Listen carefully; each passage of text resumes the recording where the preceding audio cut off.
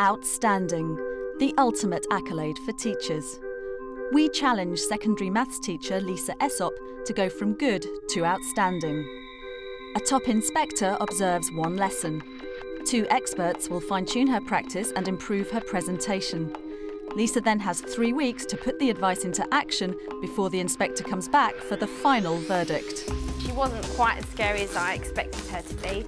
She's actually... No, I can't say that. No, I can't say she's a pussycat.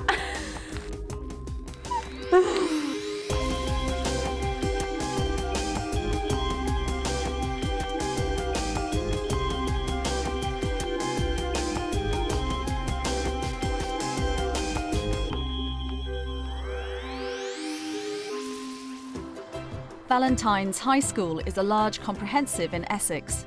Lisa Aesop is a secondary maths teacher in her 5th year of teaching. When it comes to maths, I really like the problem-solving side to it. And when you're confronted with a challenge, you're kind of competing with other people. The maths department rates her teaching as good. Primarily with Lisa, she's just such a fun-loving person. And that then is enthused into a positive working atmosphere. Lisa will focus the challenge of getting to outstanding on her Year 7s. Someone tell me about C. An isosceles triangle? That is perfect. My Year 7 group are a very lively bunch. There's some lovely characters in there that really bring a nice atmosphere to the classroom. Go on then, tell me about football. Sometimes she lets us shout out the answers and stuff. She's like one of the best teachers in the school. Like, everyone likes her. Very nice. The challenges that I've always struggled with is differentiation. To be honest, I feel that I've never really learnt how to differentiate effectively. Lisa's quite willing to experiment and try new things. She'll take advice on board and she'll act on it. It would be really nice for me if I was to be graded as being outstanding. And obviously for the kids, because then they've got a teacher who, you know, can bring out the best in them. Lots of things that I need to do this evening. I need to get my resources and I've got a lot of cutting to do. Voila! With hundreds of inspections under her belt, School Inspector Claire Gillies leads teams up and down the country. She certainly knows an outstanding lesson when she sees one. Okay, Year 7. To start off with, there's some triangles stuck on your table. Lisa has 60 minutes to impress our inspector. I want you to measure the angles of each of those vertices on the triangle, and I want you to fill in the grid for me. Before you do that, as you can notice, some of them are kind of skewed a little bit, so I don't mind you. You can move around the table. You need to work as a group. This is acute, yeah, so we know it should be 490. Yeah, so this is 10 degrees. Number 2 is 10 degrees. No, it isn't. No, it isn't. 60. Not doing it inside. It's 69. outside. 69. No, it's not 69. 68. We were measuring angles and it was fun because we got to interact with our group and we used a lot of cooperation. That's the general gist of it. All triangles should add up to 180 degrees, yeah. Okay, let's write down our lesson objective. To be able to find missing angles on a straight line, at a point, and in a triangle. So, I've got a triangle, and you've seen this before, haven't you? My phone microphone. I have my big triangle. And I want to try and use this triangle to help me to prove that angles on a straight line add up to 180 degrees. Has anyone got any ideas? And I need to get the mic on you. Gary. I think it does add up to 180 degrees because it only goes halfway around the circle, and that's... Okay, good point, but I still need some knowledge on how I'm going to use this big triangle. You can do anything you want with it, and you need to try and prove that fact. I can prove that it's 180 degrees because that's a triangle and all angles on a triangle add up to 180. Not quite. Right, I'm going to show you. Watch. It was quite confusing, like how she ripped up the paper and stuck it to the whiteboard. Like she kind of like just told us, but then moved on to the next thing. Okay, let's move on then. And I want you to try and get some answers for these missing angles for me. Okay.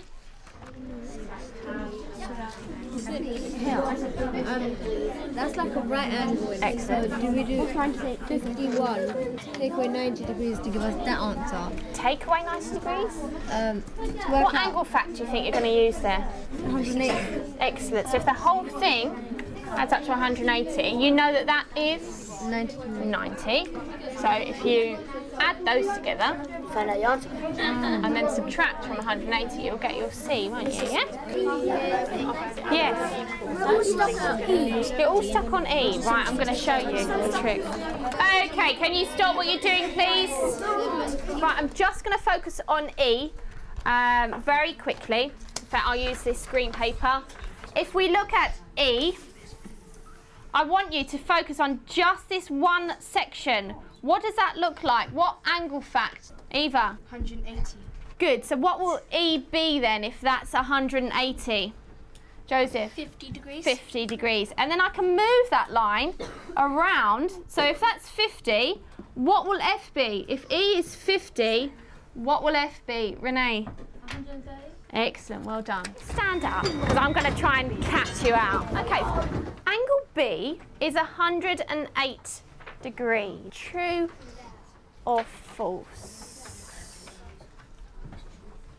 The answer is true. If you're false, can you sit down, please? Eunice, you were false. True and false bit, that was a really good exercise. You had to think about what side you put it on, because some people were like putting up their false sign, but it was actually in the true sign because they wasn't looking. An eighth of a turn is 45 degrees. True or false? Answer is true. Yes. You are far too clever for me. I should have created harder ones. So how did Lisa get on? Lisa, thank you very much for letting me watch that lesson. I enjoyed it very much. And before we talk about the sort of content of the lesson, I do want to celebrate that you're giving this Year 7 group a real sense of fun in maths, that it's okay to make mistakes, that it's okay not quite to grasp something straight off. I want to ask you, standing back, how much you felt they learnt in that lesson. I think individually there were students that understood all of the facts.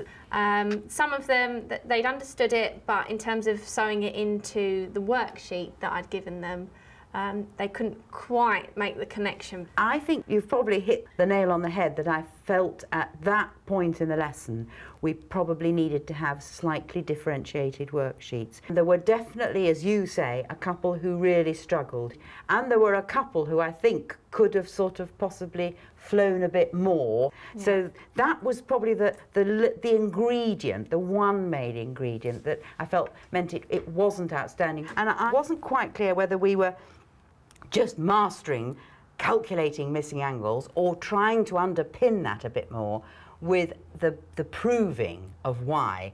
Because we touched on that with the tearing the triangle and didn't really explore the explanation as much as I was expecting when we got onto that in the sort of middle of the lesson, wasn't it? Mm. But let's forget the sense of fun, enjoyment, with the triangle stuck on the tables, the phone microphone, the true, false.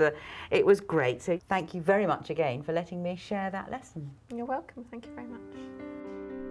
With the first observation over, the inspector highlighted Lisa's need to work hard on the differentiation and to make the lesson structure stay focused on her learning objective. It's time to bring on the experts. To boost Lisa's progress, help comes from presentation and communications coach Mo Shapiro and secondary maths expert John Wilkinson. They start by watching Lisa's lesson. To start off with, there's some triangles stuck on your table. I thought she was great. She had a lot of energy. She gives out a lot to the class, which I think is excellent. Before you do that, I felt that the instruction she gave were a little bit confused. good point. I think she gets a bit tense sometimes and her voice tends to go up a little bit squeaky. Okay, we need to move on to write down our lesson objective. For me, the learning objectives needed to be at the start. The structure of the lesson needs to be made clear far earlier.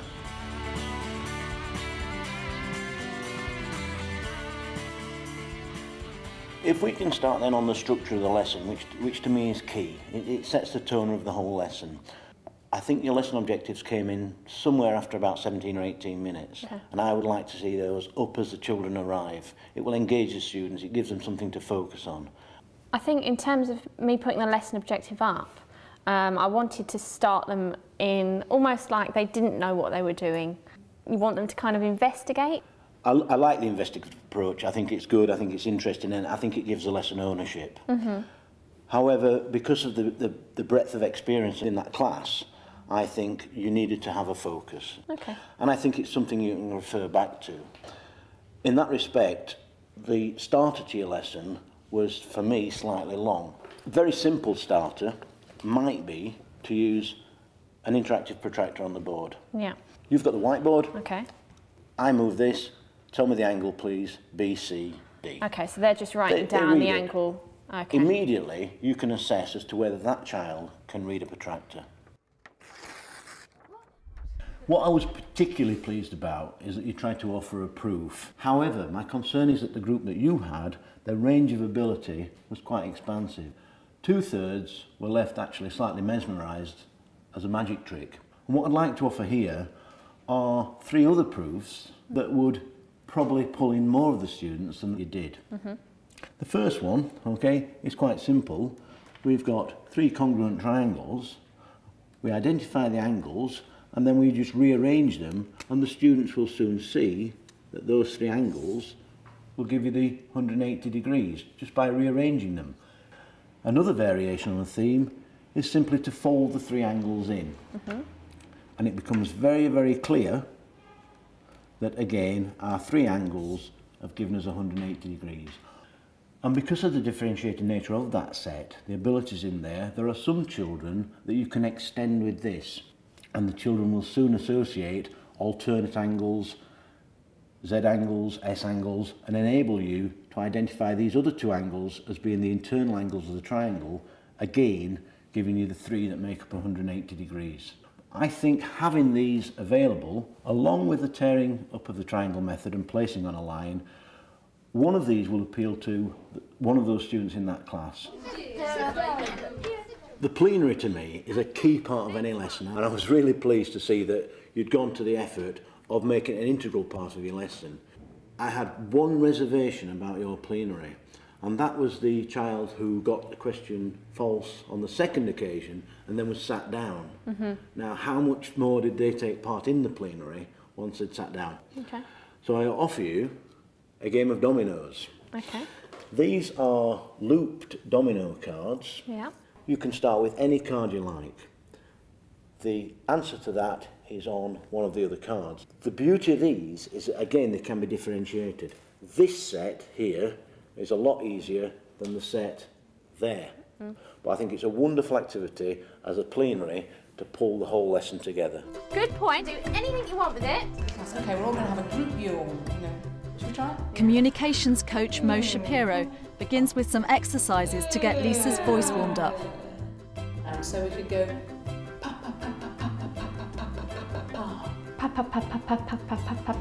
that's moving your lip then. Ta ta ta ta ta ta ta ta ta ta ta ta ta ta ta. Now let's say it, having warmed everything up. Okay, Year 7, if you could stop what you are doing, please. And nobody would dare do otherwise. I want you to measure the angles of each of those vertices on the triangle, and I want you to fill in the grid for me. I just wanted to think about the instructions and the way that you give them. Does that make sense? Before you do that, Okay, so I'd like you to pick up the chair and I'd like you to just move it over to that corner of the room there, please. Oh, but before you do that, could you just move it over a little bit over? No, actually, before you do, could you just bring it a bit further here? No, could you just put it over there? I'm getting the gist of it. Okay, so tell me what the gist is. To keep offloading instructions kind of on top of other ones, it gets confusing. Absolutely. And so it just felt for me like Am I looking at the paper? Am I thinking about angles or am I thinking about the shapes? So work with that. You might go, triangles. Ooh, different shaped triangles. Today, da-da-da-da. On your table, there are some triangles, different colours, different shapes. I would like you to measure the angles, and you have a grid on your table in which you need to record those angles. Great. As I say, you make these lessons, you really do make it fun. It's that big opening, if you like. It's the start of the show. Sock it to them. Okay, Lisa, just thinking about how you position yourself when you're using your whiteboard. And immediately I notice, and I'm sure you're aware of the fact, that there's a little table over here that's getting a wonderful view of your back. And I want to actually ask you to pretend that everybody in the class can go to the ball. And I want the words, you shall all go to the ball. You shall all go to the ball. Okay, so now, using the whiteboard, using the pen, let's now do it with oomph. Because you're going to let them go to the ball. They can all do these questions. How fantastic is that? Okay. Okay, Year 7, I would like all of you to think, please, how could I prove that angles in a triangle add up to 180 degrees? Okay, I want you to do it again, this time with feeling, with action, so that you can see the whites of all their eyes as you go round. Okay, Year 7, I would like all of you to try and prove how angles in a triangle add up to 180 degrees. Great. Wasn't that fabulous? Can you see the difference? With her final observation just weeks away, Lisa's back to the classroom to put all the advice into action and work towards raising her game. Can we start off, please, by you writing down the lesson objective to understand and calculate alternate angles, corresponding angles and supplementary angles. I'm going to start then, please. Can you get your mini whiteboards and your pens? I'm going to show you some angles on the whiteboard, and I'd like you to try and estimate the value of the angle. Nice and big as well. I want your writing nice and big. Okay, boards up then, please. Let's have a little look.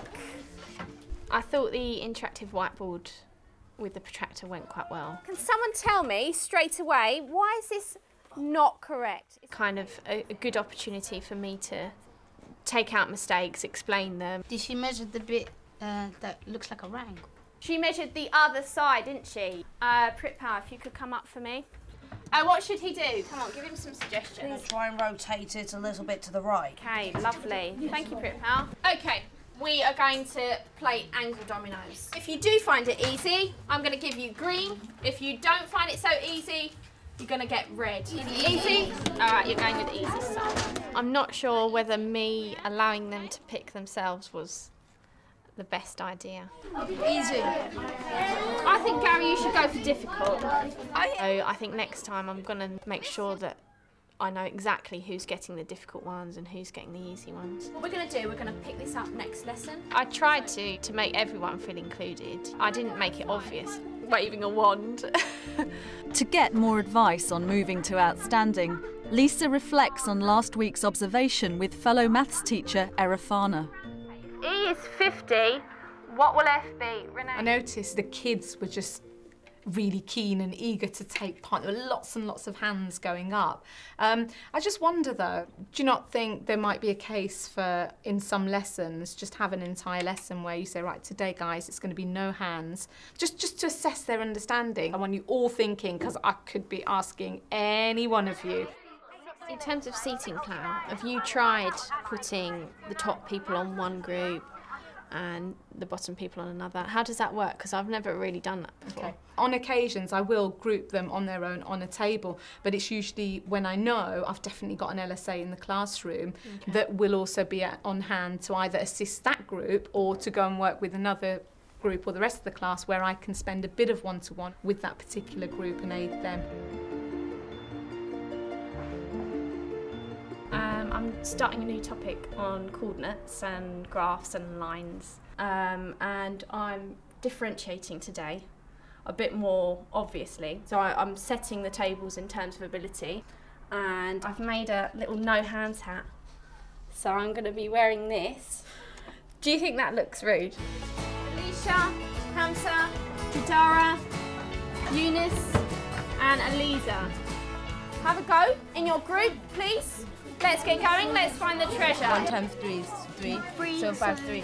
5 times 3. 18 divided by 2, 9. 6. 25 divided by 5 would be 5, 25 divided by 5. So 5 and there is. The square root of 9 is that 3? I think it's better to have someone with the same ability on your table, so you know that there is other people out there with who's working at your level. I want hands down, please. Hands down. I've got my no hands hat on. What's the equation of that line? I'm going to ask Jadara. Why? And I think it's a really good rule, so Miss can motivate them to try harder. Be nice if you carried that on, Jadara. Y equals -1. Lovely. Good afternoon. Lisa talks through her plans with maths expert John Wilkinson before tomorrow's final observation. Then I'm going to have the picture starter that I had, but kind of as part of the main, so that they get a discussion going about what the topic of the lesson's going to be. Yeah, I understand what you're trying to do with it, but I think looking at the range of ability within that class, Lisa, that it might be wise to give them the lesson objective first. Okay. Were it a pure set 1, I can understand the investigative nature of it, but I think I'll give them the objective first. It'll give the lesson a little bit of structure. Okay, thank you very much for all your help.